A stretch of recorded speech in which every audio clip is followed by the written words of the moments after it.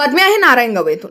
माजी आमदार अतुल बेनके, प्रदीप गारटकर, पांडुरंग पवार, संजय काळे, बाळासाहेब खिलारी, महिला पदाधिकारी व तालुक्यातून आलेले अनेक कार्यकर्ते यांच्या उपस्थितीत अजित पवार राष्ट्रवादी पक्षाची मीटिंग व पत्रकार परिषद बेनके यांच्या निवासस्थानी संपन्न झाली।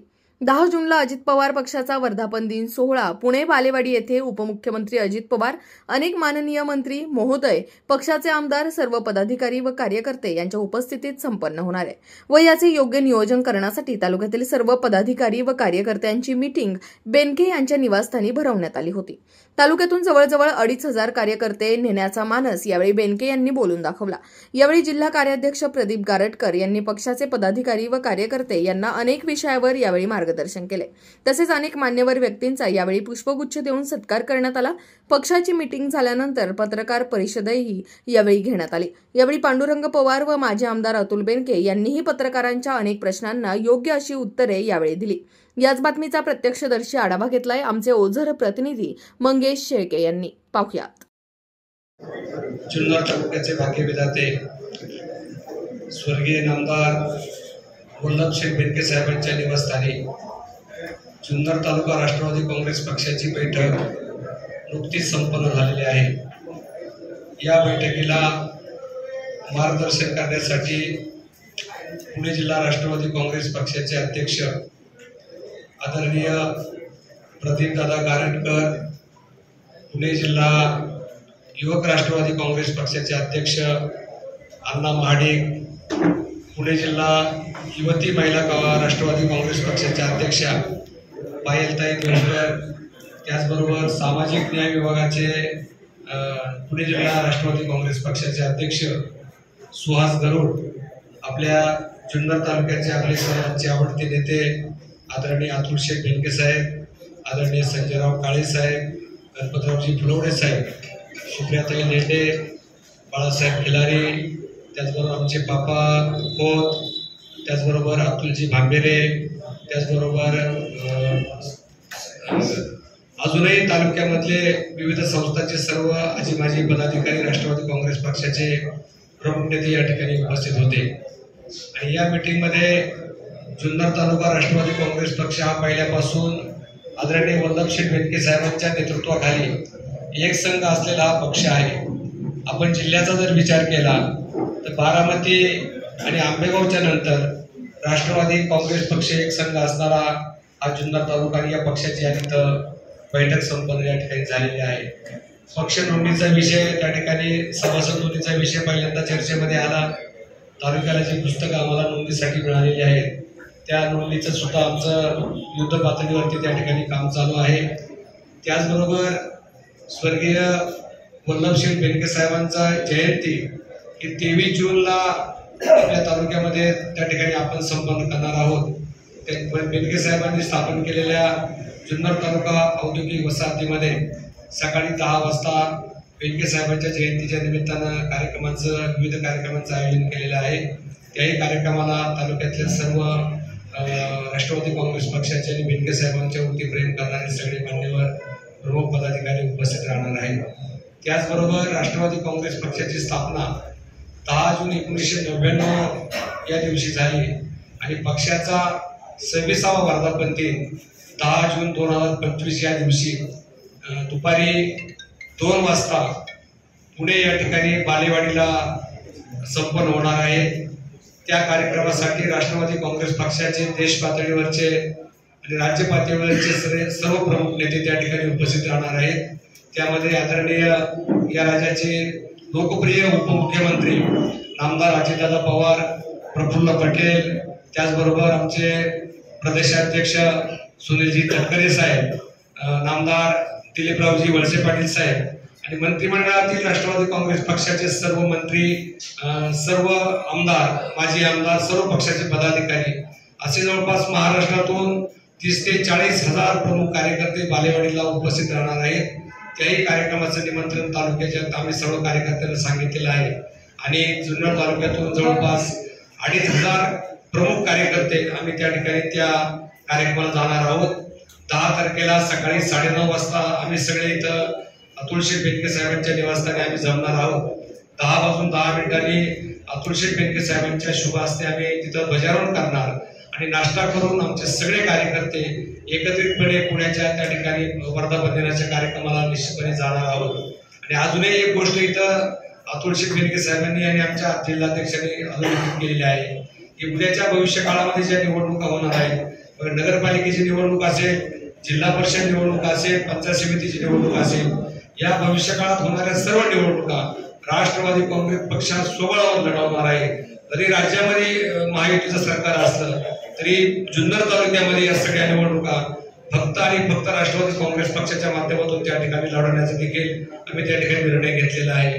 आणि आदरणीय अतुल शेठ बेनके साहेबांनी गेल्या 5 वर्षामध्ये या तालुक्यामध्ये जिल्ह्याचे असणारे आपले पालकमंत्री आदरणीय अजितदादा पवार यांच्या माध्यमातून कोट्यावधी रुपयाचा विकास कामाचा निधी आपल्या तालुक्याला त्या ठिकाणी आणलेला आहे. आणि जी कामं आता पूर्ण झाली, काही कामं सुरू आहेत, ती सगळी कामं पूर्ण करण्याचा त्या ठिकाणी अतुल शेठ आणि आमचा सगळ्यांचा निश्चितपणे प्रयत्न राहणार आहे. अतुल शेठ बेनके साहेबांनी अजूनही सांगितलेलं आहे की दादा आपल्याकडं 24 तारखेला आले होते, तर युती असले तरी आम्ही त्या युतीबरोबर ते एकत्रित म्हणलं तर ताकद आमची आणि नेतृत्व दुसऱ्याला द्यायचं, यातून आमचा पक्ष कमी होईल. त्यामुळं आम्ही आदरपूर्वक तुमचा जो मुद्दा आहे तोच जिल्ह्याचाही मुद्दा आहे, सगळ्याच तालुक्यातला मुद्दा आहे. आम्ही दादांना आदरपूर्वक जाऊन सांगणार आहोत. सगळेजण आपण एकत्रितपणे जाऊन सांगू की येणाऱ्या सगळ्या स्थानिक स्वराज्य संस्थांच्या निवडणुका या स्वबळावरती आम्हाला आमची ताकद दाखवू द्या, आमच्या स्वबळावरती निवडणूक लढवायची आहे, अशा पद्धतीचा एक विचार आपण सर्वजण दादांच्याकडं येऊन मांडलो. एवढं आपल्या या सगळ्यांना या ठिकाणी या निमित्तानं सांगतो. आपल्याला या ठिकाणी सर्वजण अत्यंत कमी वेळेमध्ये निरोप देऊन मोठ्या संख्येने उपस्थित राहिला आणि आज ही जी मीटिंग व्यवस्थित पद्धतीनं पार पडली. कदाचित येणाऱ्या 2027 सालामध्ये, हे 25 आहे, 1 वर्ष मध्ये जाईल, पण कदाचित म्हणतो 1 नेशन 1 इलेक्शन हा विषय होऊ शकतो. आणि 1 नेशन 1 इलेक्शन म्हटलं तर लोकसभा आणि विधानसभा ही एकत्रित होऊ शकते. त्यामुळे 29ला विधानसभा जी आहे ती 27ला येऊ शकते, हे आपल्या सगळ्यांच्या लक्षामध्ये असू द्या. फक्त या स्थानिक निवडणुका नाही, सरकारातल्या सगळ्या गोष्टी सगळ्या एकत्रित पुढे घेऊन मात्र दुसऱ्याचे नेते येते, डीसी बँकेचे नेते येते, आम्हाला एक पक्ष संघटनेला सहकार्य करा. तुम्हीच पुढं आपण सर्व पक्ष संघटनेच्या नावानं सहकारामध्ये बाप पक्ष आपला पक्ष आहे आणि आपण जेवढं काम केलंय तेवढं कुणी केलेलं नाही आणि सहकारातच पक्ष वाढलेला आहे. आता सहकारातनं आपण एक मेळावा पुण्यासारख्या ठिकाणी मोठ्या प्रमाणावरती घेऊया. तुमच्या सगळ्या सोसायट्या, दूध संघाच्या आणि तुमच्या विविध कार्यकारी सोसायट्या आणि सहकारी संस्था, आता फुलोडे साहेबांनी विषय मांडला कारखान्याचा, जरी प्रायव्हेट आता तुम्हाला करायचा असला तरी ह्या सगळ्या पद्धतीनं जे लोक गोळा होऊ शकतात आणि त्याच्यात सहकार मंत्रीपद आपल्याकडे आहे. सहकारामध्ये काही नवीन कायदे आहेत, नवीन काय गोष्टी घडवायच्या करायच्या, तर हा विषय अख्ख्या राज्यामध्ये पुणे जिल्ह्यातला असलेला सहकारी क्षेत्रात काम करणारा एक वर्ग म्हणून राष्ट्रवादीचा अजितदादांच्या नेतृत्वाखालचा वर्ग हा आपण एकत्रितपणे आणून एक मोठा मेळावा, एक दिवसभराचं चर्चासत्र हे आपण जर केलं तर मला असं वाटतं गावागावात तुमच्या सोसायट्या आहेत, प्रत्येक गावात यांच्या बँकेच्या सोसायट्या आहेत बरं का, प्रत्येक गावात बँकेच्या सोसायट्या आहेत, दूध संघाच्या सोसायट्या आहेत. या सोसायटीच्या माध्यमातून सुद्धा पक्षाला चांगली बळकटी मिळू शकते. त्याला नेता बदनाम होईल, आपली पार्टी बदनाम होईल, अशा पद्धतीचं कृत्य कुठेही घडू देऊ नका, ना कुटुंबात ना समाजात. या पद्धतीनं आपण येणाऱ्या काळामध्ये झालं पाहिजे. थोडीशी शिस्त ही आता लावावी लागेल. अत्यंत बेशिस्तीमध्ये आपण आजपर्यंत आलो, अत्यंत बेशिस्तीत आपण पुढे आलो, पण आलो. आता त्यावेळेला पर्याय नव्हते समाजासमोर. आज तुम्हाला माहिती आहे ना पर्याय किती उभे राहिले. त्यामुळे हे उभे राहिलेले पर्याय चटकन समाज तिकडे फिरतो. तुम्ही 100, 200, 1000, 500 कार्यकर्ते आणि नेते एका ठिकाणी राहाल, पण मागचा समाज जर सुटून गेला तर काय, हातात काय येणार आहे? काहीच येणार नाही. पण समाजाला बरोबर न्यायचं असेल, समाज आपल्या पाठीशी ठेवायचा असेल तर आपल्याला या ठिकाणी चांगल्या पद्धतीनं काम करून पक्ष संघटना शिस्तीत बांधणं ही आपल्या दृष्टीने अत्यंत महत्वाची गोष्ट आहे. म्हणून आज तुम्हाला या ठिकाणी पांडुरंग पवारांना ही पुस्तकं देऊन त्यांनी सांगितलं 2.5-3 महिने झाले. आता आम्ही तुम्हाला जास्त वेळ देणार नाही. 10 तारखेचा कार्यक्रम उरकेपर्यंत तुमची पक्षाची जी पुस्तकं आलेली आहेत ही पुस्तकं त्याचा करेक्ट हिशोब, नुसता पैशाचा विषय नाही. पैसे फार नाही, ते 400 पुस्तकांचे काय 40-45 हजार रुपये होते. आलं का लक्षात? पैशाचा प्रश्न नाही, पण ते जे पुस्तक आहे ना ते पुस्तक कुठंतरी फेकून देत नाही. ते आम्हाला ते रेकॉर्डला पाहिजे. आता इथं लढाया चालल्यात सुप्रीम कोर्टापर्यंत. पक्ष काय कसा कोणी उठतंय तुमच्या पक्षावरती, कुठल्याही पक्षावरती ऑब्जेक्शन घेतलं जातं. त्यामुळे आपल्याला त्या पुस्तकांची गरज आहे, नुसते पैसे नाही.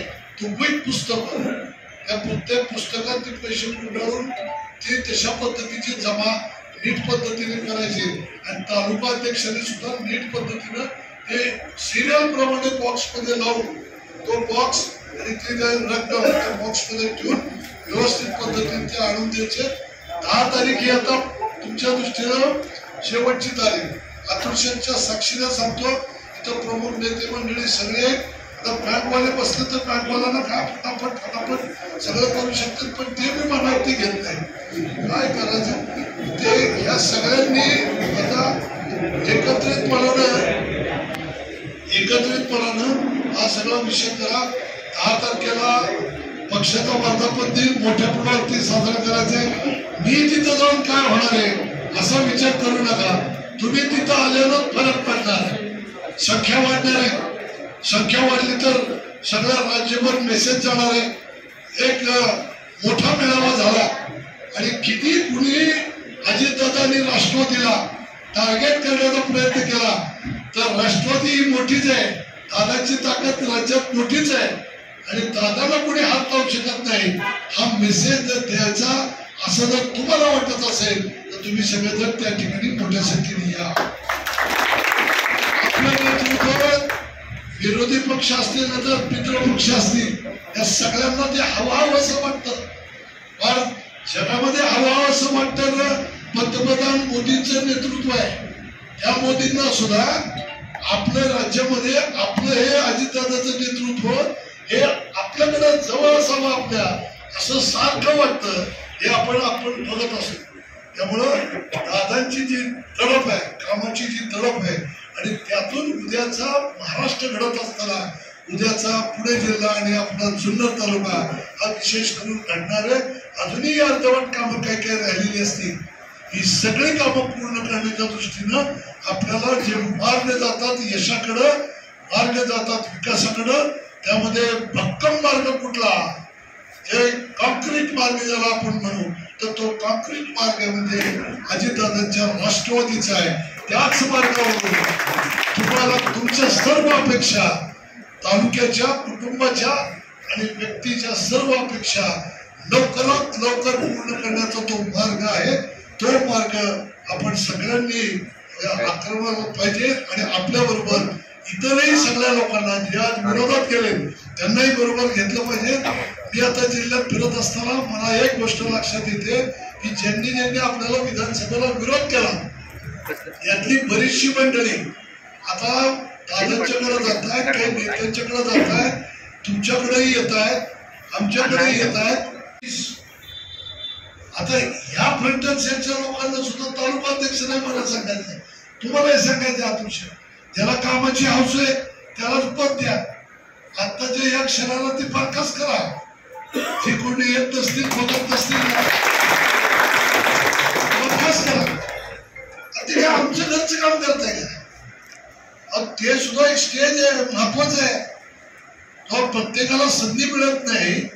म्हणून आम्ही तुम्हाला त्या ठिकाणी 20-25 वेगवेगळ्या फ्रंटल सेल काढून दिल्या.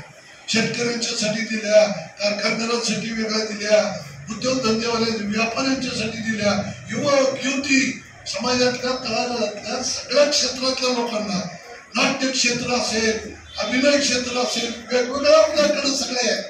आता ही सगळी जीवनाची अंग ही महत्वाची आहे.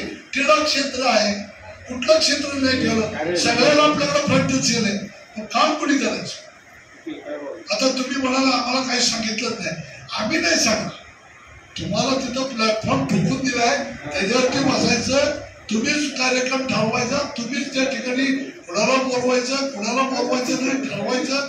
कार्यक्रम तुम्हीच करायचा, पैसे तुम्हीच उभे करायचे, खर्च तुम्हीच करायचे, नाव पण तुमचंच करायचं. नावासाठीच सगळं आहे ना, पण नावासाठी असेल तर करा, दिलं हे सगळं. ह्याच्यात सुद्धा कुणी काही चुडूक दाखवायला तयार नाही, वेळच नाही, सगळे कामात आहे. आणि आम्ही सगळे प्रमुख लोक काम नसल्यासारखे सगळीकडे फिरतो आणि लोकांना सांगत बसतो. ह्या पद्धतीनं राजकारण होणार नाही. राजकारण सुद्धा येणाऱ्या काळामध्ये प्रोफेशनली तुम्हाला इथून पुढच्या काळात करावं लागणार आहे, नीट लक्षात घ्या. राजकारण हे सुद्धा प्रत्येक घरात आहे, सगळ्या प्रत्येक घराघरामध्ये राजकारण आहे, नीट लक्षात घ्या. त्यामुळे उंबरठ्याच्या बाहेर पडलं की सामाजिक जीवन जगावंच लागतं प्रत्येकाला. उंबरठ्याच्या आतमध्ये कौटुंबिक जीवन, तिथं राजकारण आहे. पोरग कसं वागतंय, मग पोराशी कसं वागायचं, डिप्लोमसी. आई वडील राजकारण करतात, आई वडील कसं वागतात तर पोरं कसं वागतात, ते डिप्लोमसी. हे राजकारणाचाच भाग आहे, म्हणत नाही फक्त आपण त्याला. कारण उंबरठ्याच्या बाहेर पडल्यानंतर कुटुंबाचा बनलेला समाज, या समाजामध्ये सुद्धा राजकारण केल्याशिवाय तुम्ही जगूच शकत नाही, हे प्रत्येकाने नीट लक्षात ठेवा. त्यामुळे इथून पुढच्या काळामध्ये राजकारण जर करायचं असेल तर तुम्हाला प्रोफेशनली राजकारण करावं लागेल, उघड्या डोळ्यांनी बघावं लागेल. कोण राज्याचा विकास करत आहे, कोण या ठिकाणी चांगल्या पद्धतीने काम करते. आज या राज्यामध्ये तुम्ही बघत असा 4-5 महिने झाले विधानसभेची निवडणूक, पहिलं झाले की भुजबळांचा विषय सुरू केला, नंतर धनंजय मुंडेंचा विषय सुरू केला, तिथून पुढे आलं की ते आता काय ते वाल्मिक करारचा विषय चालला, तिथून पुढे आमच्या मानकरांचा विषय काही दिवस झाला, पुढे शहराध्यक्ष, तिथून आता हा मोठे प्रकार सध्याचा सगळे पुढं बघा.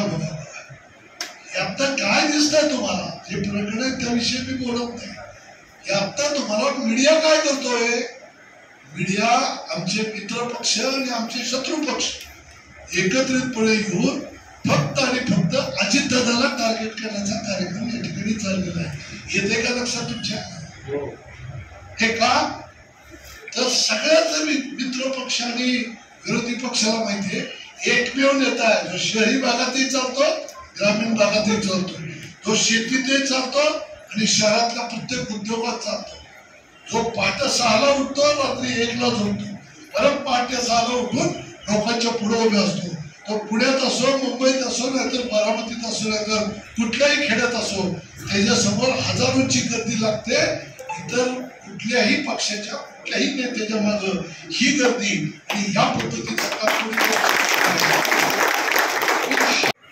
या नेत्यांच्याकडं ह्याच एकट्याचं काम आहे, ह्यांनीच गाडी त्याच्या. अरे हे म्हणजे ठराविक हे प्रमुख लोक सांगायचा मुद्दा असा आहे की यामधून ज्याच्याकडे आपली 4-चाकी गाडी आहे त्याने ती 4-चाकी गाडी काढाय, पडू द्या त्या गाडीचे चाक, जरा फिरू द्या पक्षासाठी. सारखं आपल्या स्वतःसाठीच फिरतंय ते, त्याच्यात तेल पाणी घालण्यासाठी पक्षाने मी काहीतरी केलंय की नव्हतं. याच्या आधी काय केळांचं पाणी आणताना, धरणं बांधताना, रस्ते करताना, त्या रस्त्यानं तुमची गाडी फिरताना, रस्ते करायला हे पैसे आणत होते ना, तेव्हा तुमची गाडी तुम्ही घ्यायची विचार तुमच्या मनामध्ये आला. विरोधी पक्षासाठी गाडी एकला आणि लय लांब कुठं जायचंय, बारावडीला तर जायचंय. या पद्धतीनं जर कार्यकर्ता विचार करत असेल तर कार्यकर्त्यांनी सुद्धा इथून पुढच्या काळामध्ये आत्मचिंतन करण्याची गरज आहे. तीन गोष्ट लक्षात ठेवा, तुम्हाला काय वाटतं, मला काय वाटतं, यापेक्षा सिस्टीमचं महत्व हे ओळखा. लोकशाही पाहिजे का, उत्तर येतो हो पाहिजे. पण लोकशाहीमध्ये मतदानाचा अधिकार पाहिजे का, हो पाहिजे. पण तो पवित्र अधिकार बजावण्यासाठी आम्हाला सगळ्या बाकीच्या गोष्टीत आम्हाला योग्य तो विचार करून मतदान देण्यासाठी पार्टी पाहिजे का पार्टी पाहिजे, नेता पाहिजे का पाहिजे, मग तुम्ही व्हायचं का मी व्हायचं, नेत्यापर्यंत आलं की हे सुरू होतं. मग तुम्हाला व्हायचंय का नेता, तर तुम्ही झीज सोसायची तयारी करा. झीज सोसणार का नाही, आम्हाला झीज सोसता येणार नाही, ना शारीरिक ना मानसिक.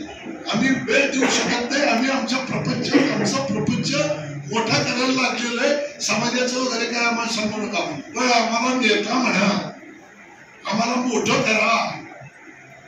असं परमेश्वर तर तुम्हाला मोठं कराल काय? पण ज्याला आपण संधी कधी देत नाही, पण कार्यकर्ता सोन्यासारखा आहे. तुम्हाला माहिती असतो तो उमेदवारी कधी घेऊ शकत नाही. तो आर्थिकदृष्ट्या वीक आहे, त्याला समाजामध्ये चांगलं स्थान आहे, चांगला मान आहे, तो चांगला कार्यकर्ता आहे, जगतो, पक्षासाठी जगतो. अशा कार्यकर्त्याची वर्णी त्या कमिट्यांमध्ये लावा. का लावा, तर ह्याच कार्यकर्त्यांच्या बळावरती संघटना ही पुढे मोठी होत असते.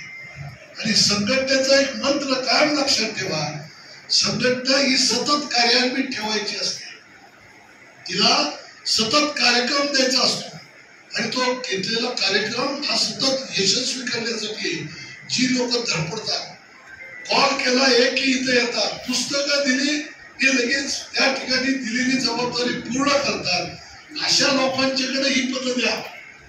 नाहीतर हा माझ्या जवळचा आहे, हा चांगला आहे, बरोबर आहे, ह्याला दिलं म्हणजे ह्याला बरं वाटत, त्याला बरं वाटत, या वशिल्याच्या ह्याच्यामध्ये आपल्या संघटनेचं नुकसान होतं. म्हणून माझी अध्यक्षता विनंती राहील की तुम्ही तळागाळातले खडे ओळखा आणि त्यांच्या जोरावरती संघटना उभी राहते. अशा लोकांच्यासाठी हे तुम्ही काम करा.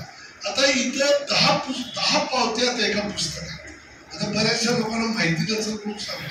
आणि 11वी पावती क्रियाशील सदस्याची 10 रुपयाची एक पावती म्हणजे 100 रुपये, क्रियाशीलचे 10 रुपये, 110 रुपये.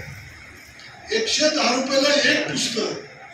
आणि ते जाता जाता जर गावातल्या एखादा पुढाऱ्यांनी उतरला गावाच्या विषयीवरती घराला जाईपर्यंत 10 लोक हटकून त्याला 10 रुपयाची पावती देता येणार नाही. हा, त्याला 10 रुपये मागायची लाज वाटली तर खिशात टाकायला 100 रुपये. जाता जाता काही लोक काम पण त्याच्यासाठी इतकं रंगात आठवायचं. तुम्ही तर युवक अध्यक्ष, असं नाही चालत. एक पक्षाने जर काही विश्वास टाकला आपल्याला जर काही स्थान दिले, मान दिले, पक्ष कधीतरी आपल्याला सांगतो एखादी गोष्ट. आता इथं मला अजून एक आश्चर्य वाटतं, प्रत्येक जण उठतो की सुटतो ते भाजपचं बाबतीत केलं किती भारी. देशामध्ये 17 कोटी लोकांची नोंदणी त्यांनी केली.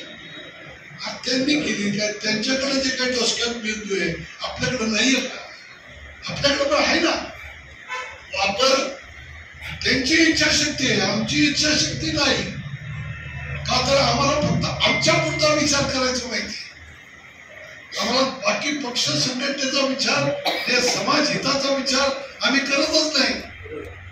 दादांच्याकडे भेटायला बोलवलं, पक्ष संघटनेच्या कामाला बोलवलं, फरक दादांनी पहाट बोलू द्या. आपलं काम असतं की कडक कपडे घालून पहाट 6ला देवगिरीवरती हजर. आणि पक्षाने बोलू द्या उद्या बालेवाडीला. बघतोय आम्ही गाडी कोण देणं, गाडी त्या गाडी एकटे हे देणं, ह्याच्याच घरचं काम आहे.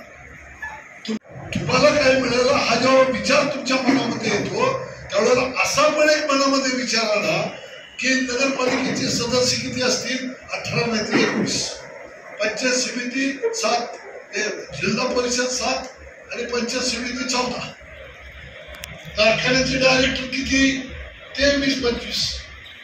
लाभाची एकूण पद किती जर मोजली तर 100च्या वर जात नाही. जातात का बघा. किंवा विशेष समित्या, कमिट्या, महामंडळ हे सगळं जरी धरलं तरी 100च्या वरती जात नाही. कार्यकर्ते हजारोनी. मग 100-200-100 लोकांना न्याय मिळतोय आणि हजारो कार्यकर्ते बाजूला राहतात. म्हणजे हजारो कार्यकर्त्यांनी जर असा विचार करायचं ठरवलं तर त्याचा उपयोग काय? आणि हे फक्त आपल्याच पक्षात आहे का? सगळ्याच पक्षाला हा नियम लागू आहे. कुठल्याही पक्षाचा कार्यकर्ता तिथेही 100 सामाजिक लोक निवडून जाणार आहे, काही लाभाची मतं मिळणार आहे. बाकीच्या सगळ्या कार्यकर्त्यांनी असाच विचार करायचा का मला काय मिळालं तर मला काय मिळालं असं जो म्हणणारा वर्ग आहे कार्यकर्त्यांचा विशेषतः, त्याला मला सांगायचंय की 3300 कोटी रुपये दादांच्याकडून तुमच्या नेत्यांच्या माध्यमातून अतुल शेठच्या माध्यमातून तुमच्यापर्यंत आले. वाडी वस्तीवरती पैसे आले, तो विकासाची गंगा घराघरामध्ये पोहोचवण्याचा कार्यक्रम या ठिकाणी अव्याहतपणे 5 वर्ष त्या ठिकाणी चालू होता. त्या आधीपासून सुद्धा वल्लभ शेठ असतील त्यांनी सुद्धा त्याच पद्धतीनं काम करून आपल्या भागाचे अनेक महत्वाचे प्रश्न या ठिकाणी सोडून सर्वसामान्य गोरगरीब शेतकरी वर्ग असेल, मजूर असेल किंवा कुठल्याही क्षेत्रात काम करणारा वर्ग असेल याला ताकद देण्याचं काम त्यांनी केलं. आज भागाचा विकास होतोय, जसं राज्याचा विकास महत्वाचा आहे तसा आपल्या तालुक्याचा विकास महत्वाचा. तालुक्याचा विकास होत असताना तो आपल्या गावाचाही विकास होतोय. प्रत्येक गावामध्ये काहीतरी 5, 25, 10, 15 कोटी रुपये विकासाला आले असतीलच. 4-2 गावं मागं पुढे झाली असतील, पण बहुतांशी सगळ्या गावामध्ये विकासाचा हा निधी पडला. तर कुठं समाज मंदिर झालं, कुठं मंदिराचं बांधकाम झालं, कुठं काही पाण्याचे प्रश्न सुटले, पिण्याच्या पाण्याचे प्रश्न सुटले असतील. काही ना काही त्या गावामध्ये जे पूर्वीपासून कधी झालं नाही ते नव्यानं त्या ठिकाणी निर्माण झालं. लोकांना सुविधा मिळाल्या, त्यामध्ये कौटुंबिक असलेले प्रश्न सुटले, समाजाचे प्रश्न सुटले, प्रत्येक कुटुंबाला आधार मिळाला आणि आपलं असलेलं जीवनमान जे आहे ते जीवनमान उंचावण्याचं काम हे निश्चित पद्धतीने झालं. जुन्नर तालुक्यातल्या कार्यकर्त्याला मला आवाहन करायचं, तुम्ही इकडून तिकडून सहलीच्या निमित्तानं काही फिरण्याच्या निमित्तानं जात असता, तुम्ही जा. पुणे जिल्हा सोडून महाराष्ट्रातल्या कुठल्याही जिल्ह्यामध्ये तुम्ही जा, तुम्हाला पुणे जिल्हा इतकी डेव्हलपमेंट कुठेही दिसणार नाही. सगळ्याच पद्धतीनं सुजलाम सुफलाम असलेला एक नैसर्गिक वारसा, नैसर्गिक असलेल्या आपल्याला या ठिकाणी वरदान निसर्गाचं लाभलेलं आहे.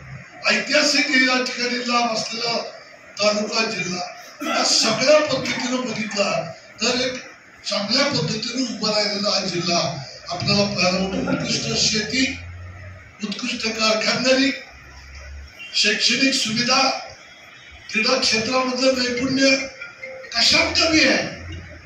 जिल्हा हा पुणे जिल्हा आहे आणि ह्या पुणे जिल्ह्यामध्ये गेल्या अनेक वर्षापासून अजितदादांसारखं नेतृत्व काम करत आहे. ह्या अजितदादांच्या माध्यमातून या जिल्ह्याला खऱ्या अर्थानं ताकद मिळण्याचं काम हे निश्चित पद्धतीनं झालेले हे परत एकदा तुम्हाला या ठिकाणी दिसून सांगतो.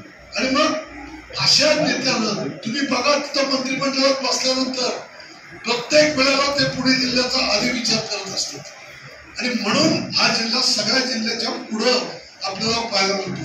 जेव्हा जिल्हा मी म्हणतो तेव्हा जुन्नर तालुका पुढे येतो.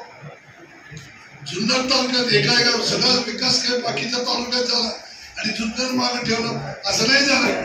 सगळ्या तालुक्यामध्ये हा विकास होत असताना याचा प्रमुख जर स्रोत कोण असेल हा अजितदादा आहे. आपण जर हे सीट निवडून दिलं असतं तर अजितदादाची ताकद वाढलेली आपल्याला पाहायला मिळाली असती. एक एक सीट महत्वाचं होतं आणि त्यामधून आज 41 सीट निवडून आली. त्यातून आपल्याला पुन्हा परत एकदा उपमुख्यमंत्री पदाची आपल्या गळ्यामध्ये पडली आणि अर्थमंत्री पदाकडे आल्यानंतर सुद्धा आज अतुल शेठ या ठिकाणी पराभूत होऊन सुद्धा तुम्हाला या ठिकाणी खात्रीपूर्वक सांगतायत की मी राहिलेली सगळी कामं मीच पूर्ण करणार. हे कशाच्या जोरावरती? अजितदादांच्या जोरावरती. आणि मग अशा नेत्याला उद्याच्या येणाऱ्या जिल्हा परिषद असेल, पंचायत समिती असेल, नगरपालिका असेल, आता इथं झाली चूक, पण या राहिलेल्या सगळ्या निवडणुकामध्ये येणाऱ्या काळात या तालुक्याची राजकीय स्थिती काही असो, कोणी कुठेही असो, पण इथं बसलेल्या एवढ्या प्रमुख मंडळींनी जर ठरवलं की नाही झालेल्या पराभवाचा वचपाचा पडता जर काढायचा असं जर तुम्ही म्हणून ठरवलं तर उद्याच्या या सगळ्या निवडणुका या अतुल शेठच्या नेतृत्वाखाली तुमच्यासारखं झाल्याशिवाय राहणार नाही. आणि इतर बसलेले कोण ना कोण झडपी सदस्य, पंचायत समिती सदस्य, नगरपालिका सदस्य इथं बसलेले लोक होते. याला पूरक म्हणून पक्षाने जे काही जरी काही असलं तरी जुन्नर तालुका आपला आहे. 1,500 लोकसंख्येच्या मागे एक गॅझेटेड ऑफिसर हा तुम्हाला देव केलेला आहे. त्यामध्ये 200-250 नावं येतील, त्यालाही काही विशेष अधिकार नाही. त्याचबरोबर तुम्हाला इतर 9 कमिट्या आहेत तुमच्या तालुका कमिट्या, की ज्या कमिट्या तहसीलदारच्या अंडर या ठिकाणी काम करतात. काही जिल्ह्यावरती कमिट्या आहेत त्या कलेक्टरच्या अंडर काम करतात आणि काही पालकमंत्र्यांच्या नेतृत्वाखाली काम करतात. अशाही काही कमिट्या आहेत. या कमिट्यामध्ये मी तालुका अध्यक्ष पांडुरंग पवार आणि अतुल शेटकडं ते जवळपास 15-20 दिवसापूर्वीच ते दिलेले फक्त फिल इन द ब्लँक्स, काढलेल्या जागा भरायच्या. कोणाला कुठली कमिटी द्यायची हे प्रमुख मंडळींनी, अतुल शेट्टी, पांडुरंग पवार यांनी सगळ्यांनी बसावं, ठरवावं. आणि मी त्यांना अशा पद्धतीचं सूचित करेन की तुम्ही अशा व्यक्तीला निवड करा की ज्याला उद्याची निवडणूक लढवायची त्याला बाजूला ठेवा. भाषण अत्यंत बारकाईने ऐकत होतो. सुरुवातीला फुलोडे साहेबांनी विचार मांडले. मी सगळ्या लोकांचे चेहरे निहाळत होते. प्रत्येकाच्या चेहऱ्यावरती काही ना काहीतरी असा भाव आहे की आपण कुठंतरी चुकलोय. एक पश्चातापाची भावना ही आज आपल्या सर्वांच्या चेहऱ्यावरती या ठिकाणी स्पष्टपणे दिसते. नुसता अतुल शेठचा पराभव नाही केला, तुम्ही जुन्नर तालुक्याच्या विकासामध्ये खोड घालण्याचं काम केलं. मग यामध्ये आपल्यातले काही कार्यकर्ते काही कारणामुळं पक्षाच्या फुटीमुळे जरी पलीकडे गेले होते तरी देखील पक्ष संघटनेची ताकद अनेक सामाजिक उपक्रमातून, अनेक धार्मिक, आध्यात्मिक, सर्व ऐतिहासिक सगळ्या उपक्रमातून अतुल शेट्टी या ठिकाणी त्या पद्धतीने बांधून ठेवलेली होती. ही संघटना या ठिकाणी चांगल्या पद्धतीने काम करत होती. असं असताना आपल्या वाट्याला हे अपयश का आलं याविषयीचं आत्मचिंतन हे सच्चा असलेल्या राष्ट्रवादीच्या कार्यकर्त्यांनी, त्यांच्या अतुल शेठवरती निष्ठा आहे, बेनके साहेबांवरती निष्ठा होती, अशा सगळ्या लोकांनी आत्मचिंतन करण्याची गरज आहे. आज आम्हाला ज्या वेळेला मला आठवतंय आपली शेवटची सभेला अजितदादांसोबत मी आलो. प्रचंड मोठी सभा, किमान 30 ते 40 हजार लोक जनसमुदाय, त्यामध्ये महिलांची संख्या लक्षणीय होती. आम्ही हेलिकॉप्टरमध्ये बसलो इथून खेडला जायला. ते बसल्या दादा म्हणजे ह्या सीटची काय काळजी नाही, काय गर्दी जमली. इतके आम्ही पक्के जुन्नरची सीट आमच्या मनात म्हणजे नेत्यांनी धरलेली होती. 2 दिवसामध्ये असं काय घडलं काही कळलं नाही. परंतु नंतरचे जे काही रिपोर्ट आहेत ते धक्कादायक आहेत. तर कुणाला म्हणजे कमी लेखणं किंवा कुणाचा काही जाणीवपूर्वक अपमान करणं हा हेतू नाही. परंतु काय केल्यानं काय घडतं, कशा पद्धतीनं चुकीचं घडतं हे थोडंसं मी तुम्हाला सांगणार. अतुल शेट्टी सांगितलं की या जुन्नर तालुक्यामध्ये या महाराष्ट्रात अनेक राजकीय पक्ष आणि अनेक राज्यस्तरावरचे, देश पातळीवरचे नेते, पण सगळ्यात जास्त जुन्नर तालुक्याकडं एक आस्थेनं अंतःकरणापासून पाहणारा नेता कोण म्हणलं तर नाव येतं अजितदादा. अजितदादांचा हक्काचा असलेला मनुष्य इथे निवडून न येणं हे अजितदादांच्या मनावरती परिणाम करणार होता. आणि मग नेत्याचा पण एक स्वभाव आहे, तो अख्ख्या राज्याला माहिती आहे, सगळ्याच लोकांना माहिती आहे, सगळ्याच पक्षाच्या लोकांना माहिती आहे. जर त्यांना एखाद्या ठिकाणी अशी तर ठेच पोचली की मनापासून तुमच्यावरती जीव टाकला, त्या 5 वर्षाच्या काळामध्ये किती हजार कोटी आले, 3300 कोटी रुपये तुम्हाला विकासाचा निधी आला. या आधी कधी तो आला होता. कार्यकर्ता जो सामान्य तो काय विचार करतो की ह्यांना हे मिळालं, त्यांना ते मिळालं, हे अध्यक्ष झाले, ते डायरेक्टर झाले, मला काय मिळालं.